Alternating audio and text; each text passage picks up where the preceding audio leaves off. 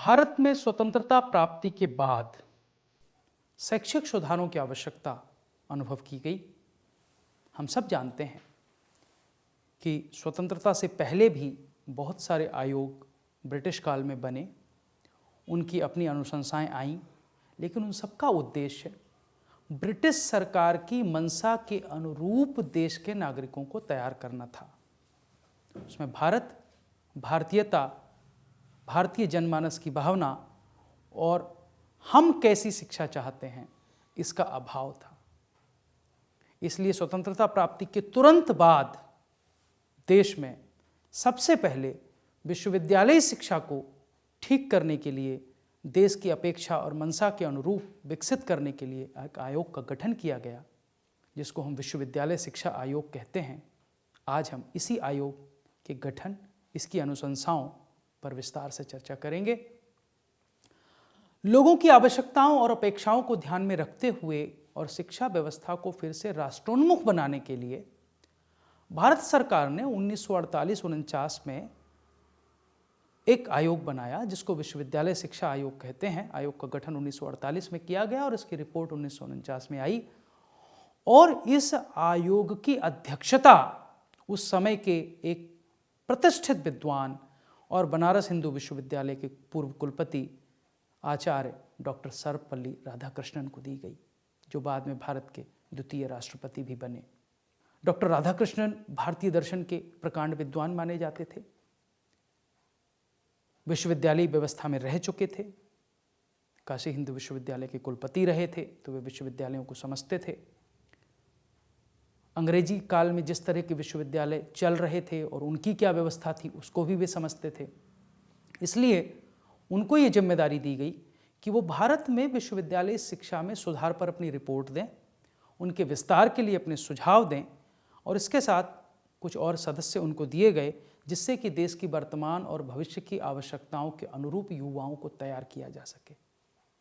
4 नवंबर 1948 को इस आयोग का गठन हुआ और इस आयोग ने 25 अगस्त 1949 को अपनी रिपोर्ट भारत सरकार को सौंपी।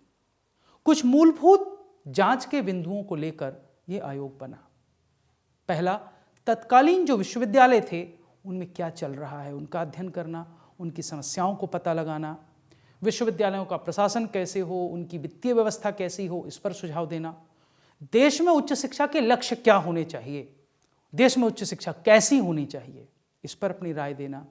और उच्च शिक्षा में शिक्षण की गुणवत्ता को सुधारा जाए, इसके स्तर को बेहतर बनाया जाए, इस पर अपने सुझाव देना। साथ ही विद्यार्थियों के कल्याण के लिए क्या योजनाएं होनी चाहिए। जो अनुशासनहीनता की समस्या कई विद्यार्थियों में देखी जाती है, खासतौर पर विश्वविद्यालयों में उस समय, उसका क्या समाधान हो सकता है। उच्च शिक्षा में जो शिक्षक आएंगे उनकी नियुक्ति कैसे हो, उनका वेतनमान क्या हो, उनकी सेवा शर्तें क्या हो, क्योंकि अब देश स्वतंत्र हो चुका था। ब्रिटिश काल में ब्रिटिश सरकार की मंशा के अनुरूप ये सारे नियम बने थे, लेकिन भारत में भारत सरकार की मंशा के अनुरूप ये सारी चीज़ें बननी थी। विश्वविद्यालय शिक्षा के माध्यम क्या होना चाहिए, उसकी अवधि कितनी होनी चाहिए, उसका पाठ्यक्रम कौन बनाएगा, कैसे बनाएगा, क्या होगा। हर एक आयाम पर, विश्वविद्यालय शिक्षा से जुड़े लगभग प्रत्येक आयाम पर इस आयोग को कहा गया कि वे जांच करें, अपनी अनुशंसाएं दें और ये बताएं कि देश में भविष्य की उच्च शिक्षा कैसी होगी। यदि हम उस पूरी रिपोर्ट को देखें तो उस जो विश्वविद्यालय शिक्षा आयोग का प्रतिवेदन या रिपोर्ट 1949 में आई, उसमें अलग अलग क्षेत्रों में विभिन्न प्रकार की अनुशंसाएं की गई। जैसे विश्वविद्यालय शिक्षा के उद्देश्य क्या होने चाहिए, वहाँ अध्ययन के पाठ्यक्रम कौन से होने चाहिए, वहाँ शिक्षण का माध्यम क्या होना चाहिए, शिक्षण के स्तर क्या होने चाहिए, शिक्षकों की सेवा की क्या शर्तें होनी चाहिए, अनुसंधान को कैसे बढ़ावा दिया जा सकता है, और भी उच्च शिक्षा से जुड़े जो पहलू थे, इन सभी पर इस आयोग ने अपने प्रतिवेदन में विस्तार से विचार रखा। बात करते हैं उच्च शिक्षा के उद्देश्यों की। भारत में सदैव से यह माना गया कि जो योग्यता है वो व्यक्ति में जन्मजात होती है। विवेकानंद ने कहा है, शिक्षा मनुष्य में अंतर्निहित पूर्णता की अभिव्यक्ति का माध्यम है। यहां पूर्णता अंतर्निहित होती है, तो वह जो जन्मजात योग्यता है, ज्ञान को ऐसे विकसित किया जाए कि व्यक्ति की जीवन जीने की उस जन्मजात योग्यता को जागृत किया जा सके। यह इस आयोग ने उच्च शिक्षा का पहला उद्देश्य निर्धारित किया। हम लोकतंत्र थे, हम डोमिनियन स्टेट नहीं थे, हम किसी राजा के अंतर्गत काम नहीं कर रहे थे, किसी राज परिवार के गुलाम नहीं थे, हम स्वतंत्र हो चुके थे और हमने ये स्वीकार किया कि हमारी स्वतंत्रता एक लोकतांत्रिक देश के रूप में आगे बढ़ेगी। तो लोकतंत्र में लोगों को प्रशिक्षित करना कि लोकतंत्र कैसे काम करता है, लोगों की क्या भूमिका है, युवाओं की क्या भूमिका है, लोकतंत्र के कौन से आयाम होते हैं, यह भी उच्च शिक्षा के उद्देश्य रखा गया। मन में निडरता हो, विवेक की क्षमता हो, उद्देश्यों में अखंडता हो, ऐसे कुछ मूल्यों का विकास प्रत्येक देश के नागरिक में किया जाए, प्रत्येक युवा में किया जाए। इन उद्देश्यों को भी उच्च शिक्षा का उद्देश्य माना गया। आयोग ने कहा कि हमारी सांस्कृतिक विरासत बहुत प्राचीन है, बहुत विशद है। ये मैकाले की एक अलमारी में समाने वाली पुस्तकों तक सीमित नहीं है। भारत की विशाल सांस्कृतिक परंपरा, इसकी विविधता, इससे विद्यार्थियों को परिचित कराया जाए, यह भी इस आयोग ने कहा देश में उच्च शिक्षा का एक उद्देश्य होना चाहिए। साथ ही व्यावसायिक और वृत्तिक प्रशिक्षण प्रदान करना, क्योंकि हमें युवा को खड़ा करना है, अपने पैर पर खड़ा करना है, उसको स्वावलंबी बनाना है। तो उसको स्वावलंबन के लिए व्यावसायिक शिक्षा और वृत्तिक प्रशिक्षण, प्रोफेशनल ट्रेनिंग, ये दिए जाएं, इसकी बात भी इस आयोग में की गई। विश्वविद्यालय शिक्षा आयोग की बहुत सारी संस्तुतियां थीं। यद्यपि विश्वविद्यालय शिक्षा आयोग की संस्तुतियां कुल मिलाकर विश्वविद्यालयी स्तर पर ही थी, लेकिन फिर भी विश्वविद्यालय में आने वाले विद्यार्थी चूंकि विद्यालयी शिक्षा से आ रहे थे, इसलिए कहीं ना कहीं उसकी अनुशंसाओं में विद्यालयी शिक्षा की बात भी की गई। जैसे उसमें कहा गया कि विश्वविद्यालय के पाठ्यक्रमों में जो बच्चे प्रवेश लेंगे उनके मानक इंटरमीडिएट परीक्षा के अनुरूप होने चाहिए। अर्थात स्कूल या इंटरमीडिएट कॉलेज में 12 साल की पढ़ाई करने के बाद ही विद्यार्थी को विश्वविद्यालय का अंग होना चाहिए। इस आयोग का निश्चित तौर पर मानना था कि विद्यालय शिक्षा में जो 10 से 12 वर्षों की शिक्षा विद्यार्थी प्राप्त करते हैं, उसके बाद प्रयास हो कि वो व्यावसायिक संस्थानों में जाएं। इसके लिए बड़ी संख्या में व्यावसायिक संस्थान खोले जाएं और हाई स्कूल और इंटरमीडिएट कॉलेज के जो विद्यार्थी को पढ़ाते हैं, उन शिक्षकों के लिए विश्वविद्यालयों में रिफ्रेशर पाठ्यक्रम आयोजित किए जाएं। व्याख्यानों को सावधानीपूर्वक पढ़ाया जाए, उनकी योजना बनाई जाए, ट्यूटोरियल्स प्रयोग किए जाएं, पुस्तकालयों और लिखित अभ्यासों का प्रयोग हो। ये पेडागॉजी अर्थात शिक्षण अधिगम कैसे हो, इस पर सिफारिशें थी। आयोग का पूर्णतया मानना था कि विश्वविद्यालय स्तर पर किसी भी पाठ्यक्रम के लिए कोई पाठ्यपुस्तक नहीं होनी चाहिए, निश्चित पाठ्यपुस्तक नहीं होनी चाहिए। विद्यार्थी को स्वतंत्र पाठ्यक्रम होना चाहिए, सुझाया गया पाठ्यक्रम होना चाहिए, लेकिन पाठ्यपुस्तकें नहीं होनी चाहिए। पाठ्यपुस्तकों का चयन विद्यार्थी स्वयं करे कि वे पाठ्यक्रम के किस आयाम को पढ़ने के लिए किस पुस्तक से बेहतर पढ़ सकते हैं। साथ ही ट्यूटोरियल निर्देश, ट्यूटोरियल इंस्ट्रक्शंस को डेवलप करने की बात विश्वविद्यालय शिक्षा में की गई। सबसे महत्वपूर्ण बात जो इस पूरे आयोग में है वो ये है, ये कहते हैं कि शिक्षा की विषय वस्तु को सबसे अच्छी बात यह स्वीकार करनी चाहिए कि अतीत की हमारी सांस्कृतिक विरासत को नजरअंदाज किए बिना आधुनिक उन्नति हम कैसे कर सकते हैं। आधुनिकता का अर्थ हमारी विरासत, हमारी संस्कृति को पीछे छोड़ना नहीं है, उसको नजरअंदाज करना नहीं है, परंतु आधुनिक उन्नति हम अपनी प्राचीन सांस्कृतिक विरासत की जड़ पर, उसको आधार बनाकर उस पर कर सकते हैं। शिक्षक शिक्षा प्रणाली में एक महत्वपूर्ण भूमिका निभाता है, इसलिए विश्वविद्यालय या कॉलेज में कर्तव्यों का निर्वहन करने के लिए आवश्यक योग्यता रखने वाले पर्याप्त शिक्षक, पर्याप्त प्राध्यापक हमारी विश्वविद्यालय व्यवस्था की मांग है, जो उस समय शायद उपलब्ध नहीं थे। उनकी उपलब्धता सुनिश्चित करना आवश्यक है। विश्वविद्यालय केवल रटी रटाई, लिखी लिखाई बातों को दोहराने के स्थान नहीं होते हैं। राधाकृष्णन जी ने बहुत स्पष्ट कहा है विश्वविद्यालय शिक्षा आयोग में कि विश्वविद्यालयों को नए विचारों को उत्पन्न करने वाला होना चाहिए। उन विचारों को, उन बातों को त्यागना चाहिए, उन लोगों का अनुसरण करना त्यागना चाहिए जो राष्ट्र को विकास से रोकने की संभावना रखते हैं। उनका मानना था कि यदि प्रगति करनी है तो अंधविश्वास से ऊपर उठना होगा। विश्वविद्यालयों को छात्रों को अपनी संस्कृति के अच्छे पहलुओं को आत्मसात करने और साथ ही सर्वांगीण विकास के लिए नए मूल्यों को स्वीकार करने की योग्यता विकसित हो, इसमें सहायता करनी चाहिए। यदि हम इसकी कुछ संस्तुतियों को और विस्तार से देखें तो विश्वविद्यालय शिक्षा आयोग ने शिक्षण संकाय के विषय में अपनी कुछ संस्तुतियां दी कि विश्वविद्यालयों की व्यवस्था कैसी होनी चाहिए। उन्होंने कहा था कि 4 प्रकार के शिक्षक विश्वविद्यालयों में होने चाहिए: प्रोफेसर, रीडर, लेक्चरर और ट्रेनर। प्रोफेसर, पाठक, व्याख्याता और प्रशिक्षक। और योग्यता के आधार पर ही एक व्यक्ति की एक श्रेणी से दूसरी श्रेणी में पदोन्नति की जाए। साथ ही इन चारों श्रेणियों में शिक्षकों के लिए उच्च वेतन हो, बेहतर सेवा शर्तें हों, जैसे भविष्य निधि की व्यवस्था, आवास की व्यवस्था, काम करने के कितने घंटे होंगे, कितने प्रकार की छुट्टियां मिलेंगी, इन सब प्रकार के लाभ दिए जाएं। और उस पर विस्तार से आयोग ने अपनी रिपोर्ट में लिखा। उन्होंने कहा कि एक सप्ताह में एक अध्यापक को 18 घंटे से अधिक कार्य सप्ताह न दिया जाए। कम से कम अध्ययन के लिए एक बार में 1 वर्ष का और संपूर्ण सेवा काल में कम से कम 3 वर्ष का अवकाश शिक्षकों को दिया जाए, जो उनका अध्ययन अवकाश हो, जिसमें वे जाकर नई नई चीज़ें पढ़ सकें। उस समय सेवा से अवकाश की आयु 60 वर्ष थी। विश्वविद्यालय शिक्षा आयोग ने कहा इसको 64 वर्ष किया जाए। जहाँ तक लेवल ऑफ टीचिंग की बात है, उनका मानना था कि विश्वविद्यालय भीड़ के लिए नहीं है, इसलिए एक विश्वविद्यालय को 3000 से अधिक विद्यार्थी और एक महाविद्यालय को 15,000 से अधिक विद्यार्थियों की संख्या नहीं होनी चाहिए। विश्वविद्यालयों और महाविद्यालयों में उन्हीं विद्यार्थियों को प्रवेश देना चाहिए जो 12 वर्ष की विद्यालयी शिक्षा प्राप्त कर चुके हों। साल में कम से कम 180 कार्य दिवस हों, जिसमें परीक्षा के दिन सम्मिलित ना हो। अध्ययन के लिए किसी भी पाठ्यक्रम के लिए कोई पाठ्यपुस्तक निर्धारित न की जाए। और यदि विश्वविद्यालयों या महाविद्यालयों की संख्या कम है और विद्यार्थी अधिक हैं, तो सायंकालीन कक्षाओं का प्रारंभ किया जा सकता है। आप आज भी देख सकते हैं कि दिल्ली विश्वविद्यालय और कई अन्य विश्वविद्यालयों से संबंधित जो संस्थान हैं, वहाँ सायंकालीन संस्थान भी चलते हैं, इवनिंग कॉलेजेस भी चलते हैं। परीक्षाओं के स्तर को ऊंचा उठाने के लिए प्रथम, द्वितीय और तृतीय श्रेणी के न्यूनतम प्राप्तांकों को 70, 55 और 40 किया जाना चाहिए।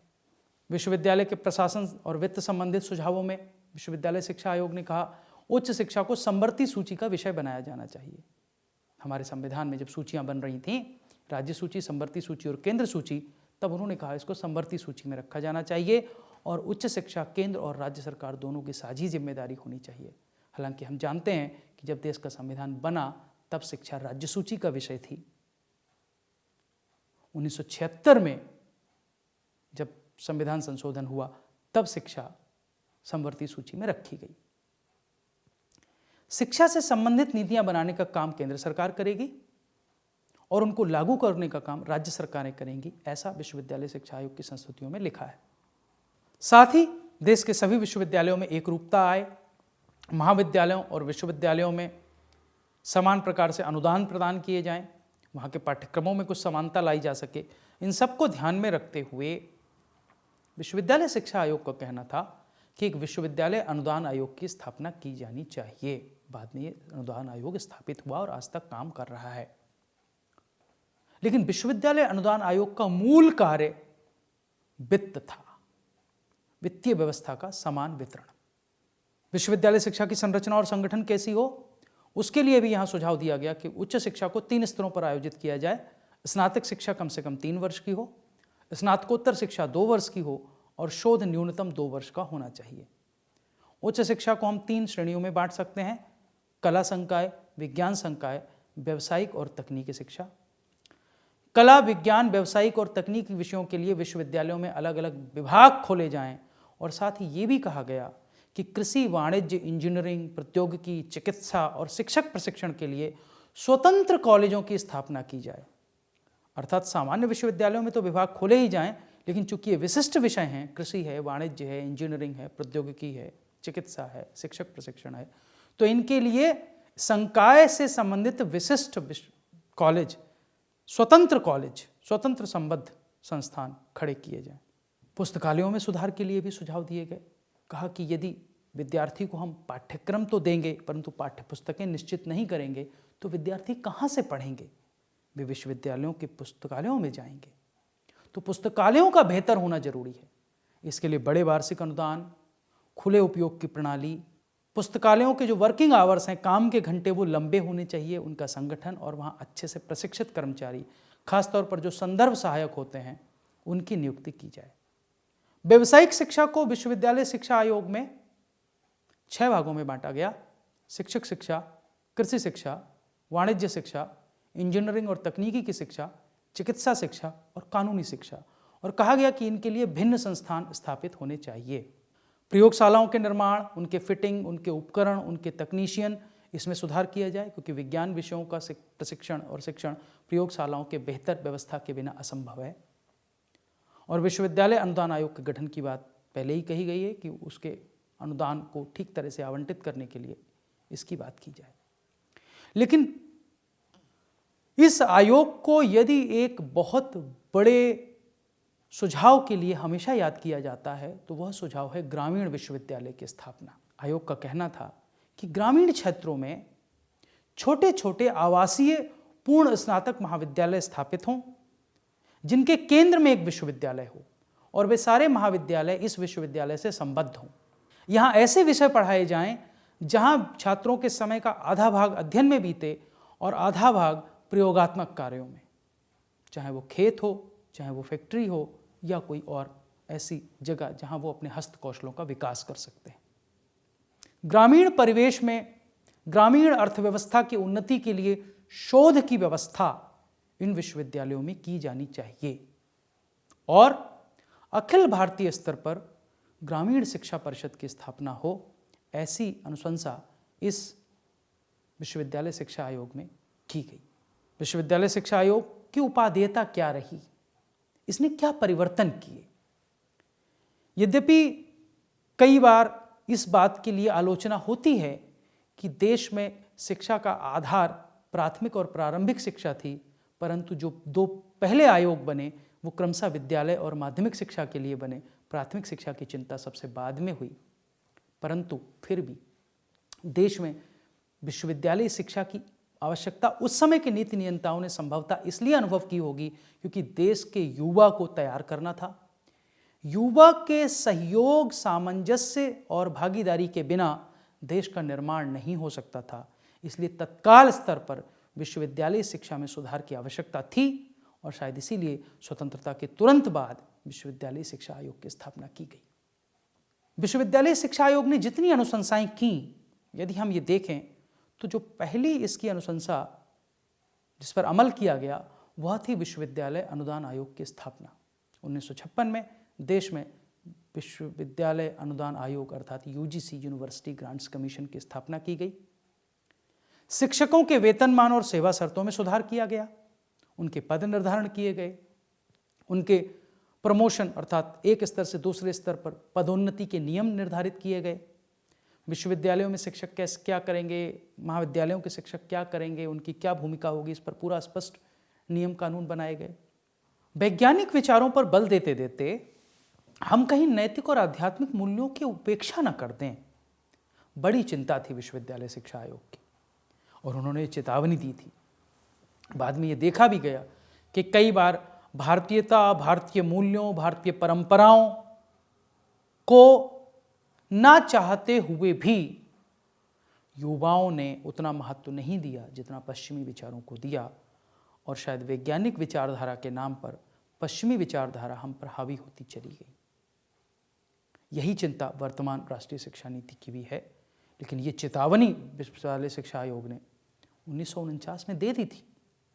इसलिए उन्होंने कहा था कि मूल्य शिक्षा को बढ़ावा दिया जाना चाहिए और इसके लिए उन्होंने सुझाव दिया कि संस्थानों में कुछ मिनट का ध्यान, सभी धर्मों के महान धार्मिक नेताओं के बारे में शिक्षण देश में विविधता में एकता को संपूरित करेगा और इसको एक महत्वपूर्ण योगदान के रूप में देखा गया। विश्वविद्यालयों में छात्र कल्याण बोर्ड की स्थापना हो, छात्र अधिष्ठाताओं की नियुक्ति हो, शारीरिक शिक्षा निदेशकों की नियुक्ति हो। कुछ ऐसे प्रावधान थे जो छात्र कल्याण की दृष्टि से अत्यंत महत्वपूर्ण थे और उस समय और उसके बाद स्थापित हुए समस्त विश्वविद्यालयों में इन बातों का ध्यान रखा गया। आज हम यदि विश्वविद्यालय शिक्षा आयोग की अनुशंसाओं का वर्तमान परिस्थितियों में मूल्यांकन करने का प्रयास करें तो हम ये कह सकते हैं कि तत्कालीन परिस्थितियों को ध्यान में रखते हुए विश्वविद्यालय शिक्षा आयोग की स्थापना एक महत्वपूर्ण कदम थी। देश तुरंत स्वतंत्र हुआ था, देश को अपने पैरों पर खड़ा होना था और देश को अपने पैरों पर खड़ा करने का सबसे बड़ी जिम्मेदारी किसी की थी तो वह देश की युवा पीढ़ी की थी। उन युवाओं को संस्कार युक्त, वैज्ञानिक विचारधारा युक्त अच्छी शिक्षा मिले, वे अपने पैरों पर खड़े हों, उनमें व्यावसायिक कौशलों का विकास हो, उनमें नैतिक मूल्यों का विकास हो। इसके लिए देश की उच्च शिक्षा को एक दिशा देने की आवश्यकता थी और वह दिशा देने का काम विश्वविद्यालय शिक्षा आयोग ने किया। देश की विश्वविद्यालयी व्यवस्था को एक क्रम में लाने की जरूरत, एक व्यवस्था के अंतर्गत लाने की जरूरत, जो विश्वविद्यालय शिक्षा आयोग की चिंता थी, उसको किया गया और विश्वविद्यालय अनुदान आयोग की स्थापना हुई। कौन पढ़ाएगा, कैसे पढ़ाएगा, क्या पद होंगे, उनमें क्या क्रमबद्धता होगी, नियम, सेवा शर्तें, कानून, इन सब की व्यवस्था विश्वविद्यालय शिक्षा आयोग की चिंता थी और की गई। कुछ लक्ष्य शायद पूरे नहीं हो पाए, परंतु फिर भी विश्वविद्यालय शिक्षा आयोग का स्वतंत्र भारत की उच्च शिक्षा को दिशा देने में एक महत्वपूर्ण भूमिका रही है और इस भूमिका को हम सभी को स्वीकार करना चाहिए। जब हम आज की परिस्थितियों में भी विश्वविद्यालय शिक्षा आयोग का मूल्यांकन करें तो हमें ध्यान रखना चाहिए कि देश में उच्च शिक्षा को सही दिशा देने का सबसे पहले काम यदि किसी आयोग ने किया तो वह विश्वविद्यालय शिक्षा आयोग था और इसके लिए वह आयोग सदैव अपनी भूमिका निभाता रहेगा और हम सब उसके ऋणी रहेंगे। आप सभी ने मेरी बात को सुना, इसके लिए आप सभी का बहुत बहुत धन्यवाद।